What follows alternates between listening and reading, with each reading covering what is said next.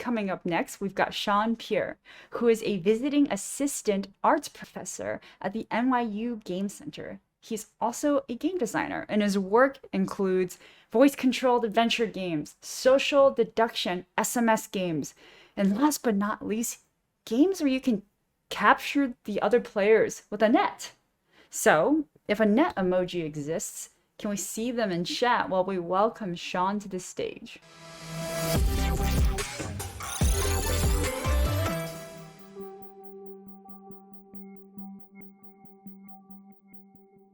Hello, my name is Sean Pierre. I am a game designer and I am a visiting assistant arts professor at NYU, the NYU Game Center. And I guess I'm here for my talk. So let me get started. So we're often designing games from the perspective of what happens during the game, which sounds right. And it seems to be the most obvious way to designing a game. You might go into creating something thinking, I want the player to feel X, or at this part of the game story, they should be feeling emotions Y and Z. And then there's a conversation about what they should take away from the experience, how they should feel when they finish, what's the message, what information are you trying to get across? More often than not, even when designing a multiplayer experience, these questions have answers that mainly involve one person's experience. So when you're examining the results, you're usually looking at a single perspective. I ask these questions too. What is it that I want the player to take away from the game? And then there are times I find myself asking different questions about the post-game experience. It's less about the single person's thoughts and more about the moments and interactions that people have with each other, after they finish playing. What do I want players to talk to each other about? Or what stories do I want people to tell each other when they're done? It's a different question than what should they take away from the experience, because again, that is more of a question about a single person's experience. Even if you pose a question to a group of people after they finish playing a multiplayer game, you'll find the answer to those questions in reviews, blog posts, vlogs. I guess what I'm interested in is what people are saying to each other. I'm thinking about the type of environment your design choices created for people after they finish. It's an exploration in design and dynamics of a game, and its connections to the greater community. After games are released, we often cannot control a lot of the discourse that the game creates. But this post-game conversation about the game, this is something that we could influence with our design choices. Okay, so let's define something because who doesn't love definitions? To measure and categorize the different types of conversations that happens after a player's finish a game, we're going to be looking at something we'll be referring to as post-play story dynamics. So post-play story dynamics is a combination of how much variance exists in the conversation plus the level of empathy existing in the conversation. We can also define two important terms here, variance and empathy. Variance will be the level or number of differences between two people or things, in our case, the people and their conversations. Empathy is the process of understanding another's feelings or emotions without having experienced their situation. Also, I'll be referring to post-play story dynamics as post dynamics, just to make it easier to say. Okay, so there may be a few reasons why you want a certain level of post-play story dynamics. It's possible that you want your players to be able to see the same event and feel the same set of emotions and talk about these events and emotions. Much like a movie that lets you know you're watching a sad moment in time with dramatic swells of music, while people are crying. If I want to keep people on a moment and have conversations about specific parts of my game, then maybe I'll design something with low post dynamics. We'll probably want to consider the moments that we want players to live in together. Your game might have some very important messages that you need to get across to players, and maybe you want players to continue thinking about these moments after the game is over. Yes, what individual people might do with the game's message is different, but that is more likely that they'll have a conversation between two people. Those conversations that will live and cycle around the same moments if you design with some post-play story dynamics in mind. The goal here is not to make the case that a game with lower post dynamics is better than one with high dynamics or vice versa. The question is the question of what is best for a game. It should be answered independently of this conversation, as I think it's much more subjective. A good place to get started would be to examine games that have different levels of post dynamics and see why conversations about these games might turn out the way that they do. Originally, I was putting these into tiers, low, medium, and high, but there were too many games that appeared to fall in between two tiers. So we should really be using a graph to map these. However, I'll still be breaking things up into the low, medium, and high categories just for clarity. Let's start with games that have low post-play story dynamics. One important reminder is that we need to think of these design choices as influences post a playthrough, not influencing an active playthrough. Okay, so low post-play story dynamics. A common theme for games with low post-play story dynamics is that they can be quite linear with fewer player options, or at least not a large amount of variance when you think about the options available. Many games in this category have a design which either limit choice or present people with the illusion of choice. Some popular RPGs are fairly linear in this regard. You know, you might level up a character and get different abilities at different rates in comparison to somebody else, but the overall structure of the post-game conversations will have low dynamics. For example, a conversation with one person might start with, "I fought the boss at this point and I was level 15 and it was very annoying," with a reply to that being, "Oh, well, I was level 20 because I grinded a bit more, so it's easier. I also had some skills which you didn't have." At the bottom of the post-play story dynamic scale, I'm going to put traditional RPGs in general. More specifically, for an example, I'll put Final Fantasy X. It's an extremely linear game, and aside from different weapons and different abilities, every player is pretty much doing the same exact thing. Maybe they'll be moving at different speeds, but if I were to listen to you tell me about your playthrough, I'm likely going to say, "Yeah, I remember when that happened." The game focuses on the bigger moment, the moments that people draw fan art of, or share on social media months after they finish the game. Yeah, in terms of variance, there's pretty much none, and it's because of those bigger moments that people remember. In terms of where the variance comes in, RPGs might seem to have some sort of variance on player abilities, but with some games it's either limited or it's a false sense of choice. Let's consider the first Walking Dead by Telltale. We can place this a bit higher than general RPGs in our scale. The design of this experience does give you choices and remind you that you're making a choice every time one comes up. This can be compared to Final Fantasy X and its leveling system, the Sphere Grid, where it became less about making a choice and more about finding your way down the road with a few distractions here and there. Now, with the Walking Dead game, regardless of whether you feel your choices were pointless, our post-game conversations and the game's post dynamics will be fairly intertwined. We'll live in these big moments together, and I won't feel that your experience was that different than mine. This, again, is because of how the design of picking options was created. Many moments seem to, have large consequences. Uh, a conversation that we may have may easily stall and end quickly, or we may repeat the bigger shared moments more than the smaller differences. I would say that the first episode of The Walking Dead isn't really designed to have players talk about their playthroughs compared to one another's, but rather talk about the large moments they shared, even if there were minor character differences. We need to address the empathy part of this too. And I will say that this part of the equation is a bit more difficult to measure. Not impossible, but is more subjective than the other part of the definition. And I would say that the empathy levels are low because of our definition of empathy and how it takes into account the fact that one person understands another's feelings or emotions without having experienced their situation.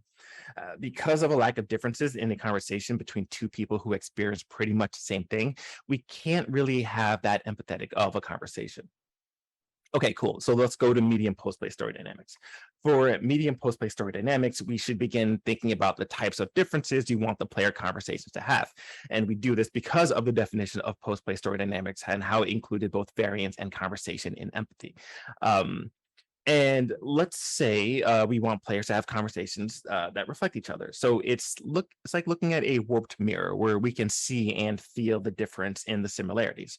Or maybe we want to have them converse in a Venn diagram where people have different overlapping thoughts and they group up in different ways. To get to one of these results, you can consider designing your game around failure, maybe as a means of progress. So Star Fox 64, right? Is Star Fox 64 a game that I would put on the medium low end side of the graph? Players have different routes that they can take to get to the end game. Sure, some games that are lower on the graph might also give players options to take different paths. What puts this game higher than those is how those routes are decided upon. In Star Fox 64, you fly around on a ship with other characters controlled by the computer. Different routes open up depending on who is in your party, how many enemies you destroy, or if you navigate specific obstacles. Let's take a look at the first level of Corneria, right? There are two paths that open up after you complete this level. You can go to Sector Y, or you can go to Meteo, which is an asteroid field. And if you go through the level, not doing anything special, you'll fight a bipedal boss and go to Meteo. But To head to Sector Y, you will need to first save another member of the party from being shot down, then fly through a set of stone arches. Failing to do one of the two doesn't mean you lose a level, but instead of accomplishing the mission, you complete it, which is finishing the level, but just not as good. This happened a few times in the game. On one level, you may need to defeat enemy ships before time runs out. Failure means you go one way, success means you go another. Now, the story that I tell becomes I did this, but then Slippy got shot down, so I had to go to one level instead of another. And this can be a fun story to tell. A reply to my story could be, "Oh, I can't believe you were able to go that way." But then we both wound up at this one level on our way to Venom. These stories can overlap and cross paths and then line up and then veer off again all the way onto their end. So I mentioned that you can hit this level of post-play story dynamics by designing something with failure as a means of progress, but you can make the case that you can still have the player only advance if they succeed and have the same post-play story dynamics afterwards. And I think this can be true to an extent, but I would say that the conversation after failure as a means of progress would be more empathetic than the conversation with multiple paths, but only requiring success, not including any other design choices you might make. So I say this because success being the only means to move forward down different paths, you're really just asking players to choose what they want to do instead of their actions resulting in the world saying this is happening to you. If your design says this is happening to you, then you will have players telling the story with less of an emphasis on this is what I chose and more on this is what happened to me, with the latter having a greater chance of getting an empathetic response. It's a less aggressive way of sharing an experience, and it involves designing something where you're actually taking control away from the players, something that we'll discuss a bit more later on. Okay, so medium post-play story dynamics. I want to talk about another game that's a bit higher up on the scale, and I will still say it falls within medium, but not because of the variance that can happen in post-play conversations, but because of the deeper levels of empathy that can occur in those conversations. Okay, so the game is called Echo, and it's a stealth game, and it was released in 2017. The game has a very linear story. We would be experiencing the same moments during the playthrough. The number of upgrades we might gain might be different, and the paths that we take to different objectives might also vary. Many parts of the world are symmetrical, so you can go right or left, but the environment will be the same, only mirrored. But the hook of the game, it's a mimicking mechanic. The game has two phases: lights on, lights off. It cycles between the two, with the lights on phase being much longer. During the lights on phase, you sneak around the area while there are copies of you patrolling. As you sneak around, pick up items, open doors, climb ledges, the building, it learns about what you do. After the light cycle, turning off, then turning back on, the clones in the game, they learn how to perform the actions you did in the previous cycle. So if I spend my time opening doors, then the lights turn off and then back on, the clones, they will start opening doors. The same thing happens with other actions like running and crouching and picking up items. They also unlearn things. So if you stop crouching during a cycle, they'll also stop crouching during the next cycle. Maybe you can see where I'm going with this in terms of the higher amounts of empathy in a conversation. The larger world, not just the playable characters, are responsive to your choices, to your actions. During a playthrough, I might do my best to avoid a certain set of actions, while you might choose to avoid a different set. Our conversation then about this game and the stories you and I might share about the experience, they're going to be strange reflections of each other. The world is responding to us differently, but we're still navigating the same world, just with different types of resistance. We can imagine a conversation where I tell you that I spent my time throwing objects and using elevators. That means for a bunch of my experience, I was dealing with NPCs that can follow me up and down floors, throwing things all over the place. Then you tell me that you spent most of your time running and opening doors. You're going to have a different experience than mine, but we're still navigating the same game space, following the same arcs, hitting the same beats at the same moments in each of our games. We'll be able to coalesce at some of the bigger moments with a good understanding of how each of us got to those moments. That is why I say the empty levels of this game and of this game's post dynamics are stronger than the previous games mentioned. You and I, we might have gone through the same general situation where we sneak around a place, but we can understand each other on that level. It seems obvious because that's what the game encourages, but our games and their responses are going to be different. I can understand what you had to deal with and the situations you were in, and even though I didn't deal with your world responses, I can strongly identify with them. So the part of the design that puts it at the level of this post dynamics graph is how the NPCs and some of the world elements are continually adapting to you and your playstyle. Your echoes, who look like and mimic you, they depend on you, the player. They're mostly useless unless you're around. However, they still exist without you. If they don't see you, if they don't see you, they'll play the piano, they'll hit tuning forks, or they'll eat grapes. Of course, if these are things that you did during your previous cycle. Okay, now medium, high, post-play story dynamics. And I want to continue with the topic actually of the world elements because focusing on how you design the people and the characters in your world, that can increase the variance in our part of the definition of post dynamics. So let's move on to Animal Crossing. I'm going to use Animal Crossing New Horizons as my reference, though much of what we explore may very well be present in other iterations of Animal Crossing. And Animal Crossing doesn't technically end, so we can consider the post game to be after you unlocked a significant portion of the game. So if you're not fully up to date on New Horizons, it's a simulation game where you live on an island with other villagers, though you are the only human among the bunch. You can start the game on an island that's pretty much empty, and during the game, you invite new villagers to live on your island. You place buildings, cut down trees, buy artwork, all the things that you do on an island, right? The landscape part of the world, this does respond to you directly, but only when you decide to dig a hole or create a plateau. As with most Animal Crossing games, there are many other options: clothing and furniture, types of trees, things on sale. All of these vary from game to game. On my island, I started off with pears, so I had to visit a friend's island to steal up to ask for their apples to get my own apple trees. We can already see that there's going to be some post-game variance in our conversations. Same with other game elements, the turnip stock market, the items available at the store each day, and the special people who visit the island to sell you things. All of these, though, they still respond to you, the player. If you're not around, the land doesn't change, the visitors don't sell anything, and your island never progresses because of your lack of direct involvement. Now, the villagers, the other part of the world, it's their design that really changes what the post dynamics of this game can become. And while not entirely, the villagers can exist without you and change things in the game. They still do keep track if you haven't visited the island for a while, but while you are gone, they live their own lives. You are still the most important thing on the island to both the landscape and the villagers, but you are not the only thing. Sometimes when you talk to a villager, they'll ask you if they can give you a nickname or ask for a catchphrase.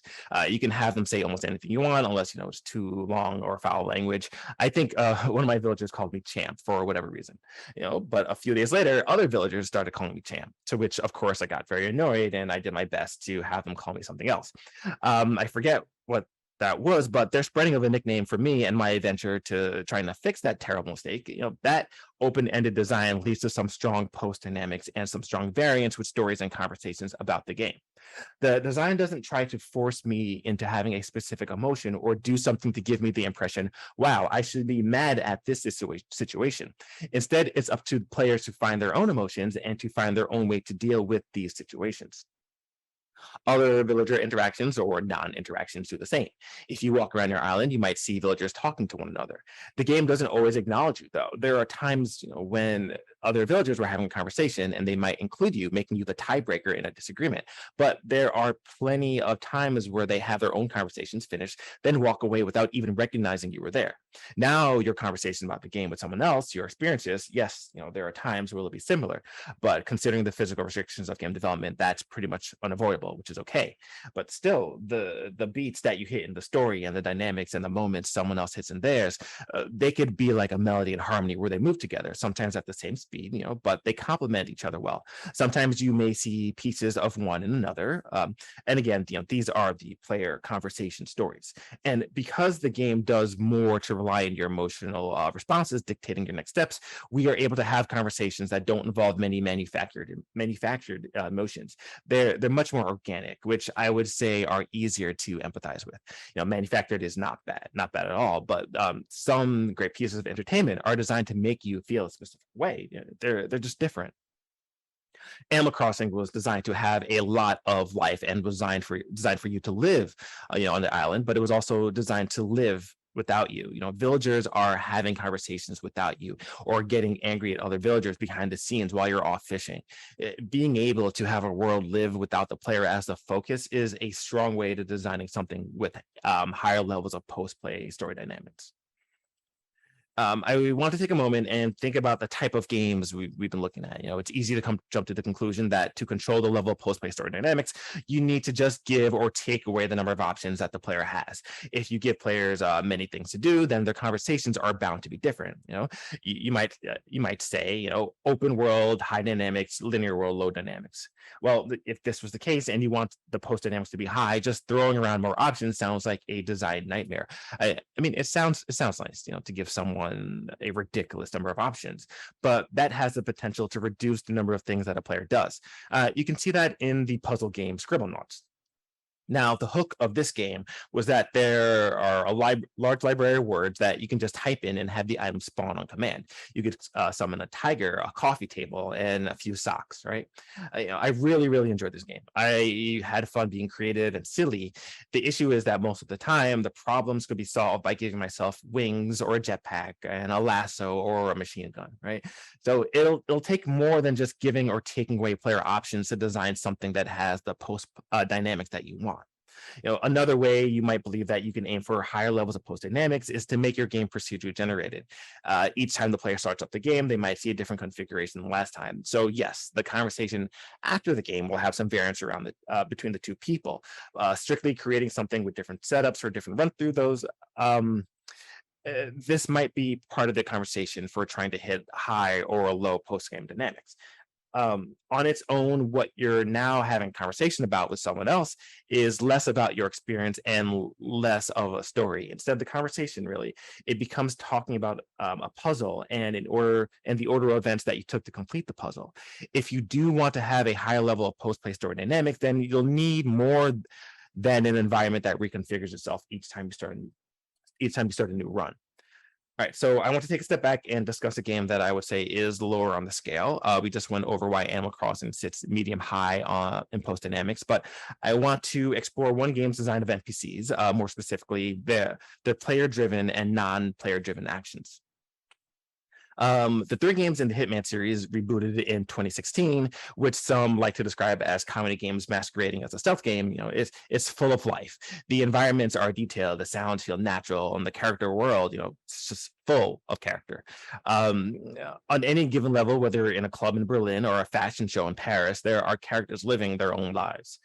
If you take a walk around a level, you'll encounter people complaining about their neighbors, getting massages, or even enjoying a race in the VIP section of an arena.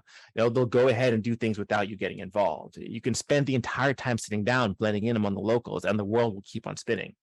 When you do decide to act, the world responds according to your behavior. If they see you punch somebody, authorities will go after you, or civilians will run to get help. If they see you sabotage something that an NPC was using, well, if you sabotage something that an NPC was using, they'll be forced to do something else. They are on a repeating cycle, but it's something that can be disrupted. In ways similar to Animal Crossing, Hitman drops the player into an active world that already exists without them, and where time isn't necessarily dependent on you. If that's the case, then why is it not at the same level of Animal Crossing on the scale? Well, for starters, the world does rely more on the player to be active for time to move forward. For many levels, the NPCs will do the same thing repeatedly, maybe talking about a flower show or how something doesn't look right. Of course, again, there are limitations of hardware and providing a path to do many different things. There's this one level in Miami where a race is happening where eventually the race will end if you don't put a stop to yourself, but mostly characters are on an infinite loop. What this does is lower the variance in post-play story dynamics. Nothing happens to either you or the NPCs if you do nothing. In Animal Crossing, if you sit on the bench the entire day, characters will still have conversations off screen, sharing nicknames you don't like or getting into arguments with other villagers. The empathy levels of the game are still pretty high, and that's due to the creative branching of the game. Much of the game is focused on being sneaky, whether it's the way you move or the things you do in the environment. In the story I tell, so in my conversation about the game, we are likely, if you and I were to have a conversation, we are likely to have done the same thing, but for different reasons and in different locations. Or we could have done almost the same exact thing, except, well, maybe I went left down in the hallway while you turned right, causing our stories to diverge and continually to diverge until we both complete our goals. Hitman also plays with the idea of allowing players to control their emotional state instead of directing you towards a certain path, but it's not as free as Animal Crossing. The same actions can cause different players to experience different emotions, but the range is limited. Taking away the responsibility of setting emotions might be an important step to reaching higher levels of post dynamics. But this doesn't mean refusing to create something that can generate any emotion is a complete barrier.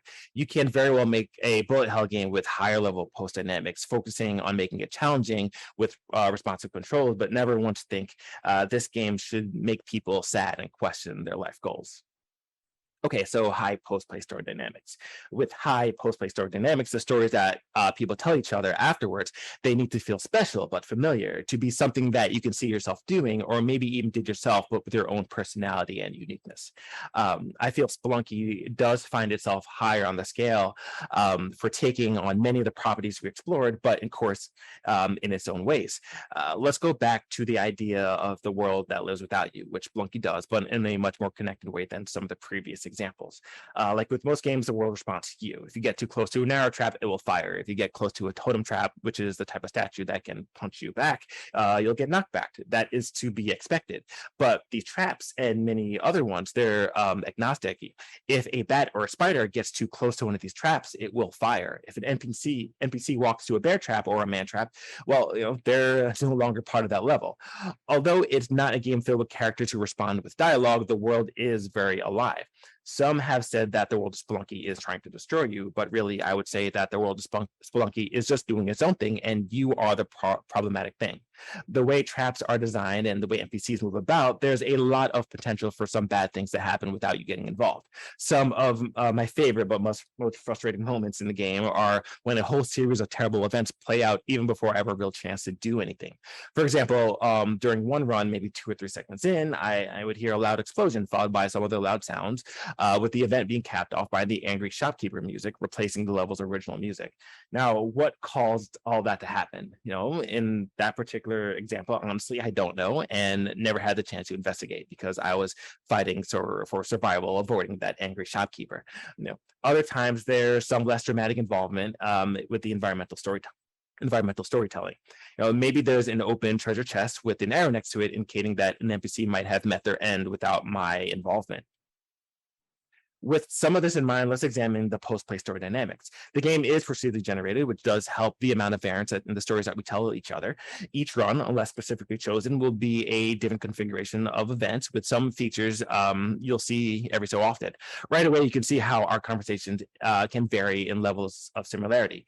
We can very well talk to each other about about levels where we did the same thing, about the same amount of running around, same amount of jumping, or we can diverge in how we navigated the levels.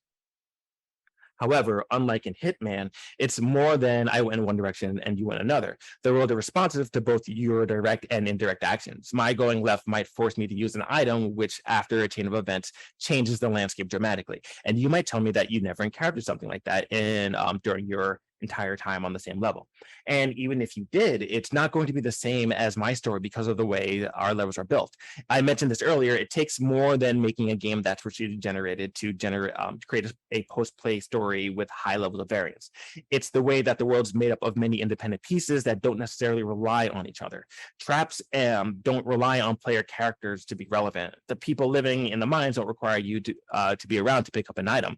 Both Animal Crossing and Spelunky do different things to push the world forward without you getting involved, and they do so at different paces. We can compare this to Hades, another great procedurally generated game. Hades is definitely more story driven. Each time you play and restart, you're treated to more narrative and exposition.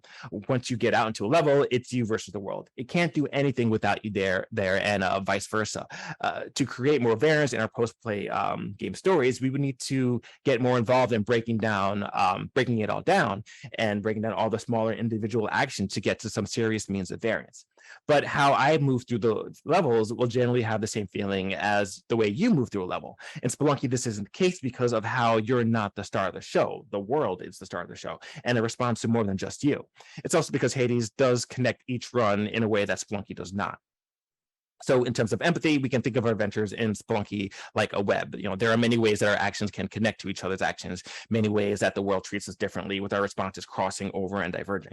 The situations you tell me, I can see how they could have been connected to the events I went through. Say for one trap going off, me changing directions, and maybe that even changes my play style from reckless to overly cautious.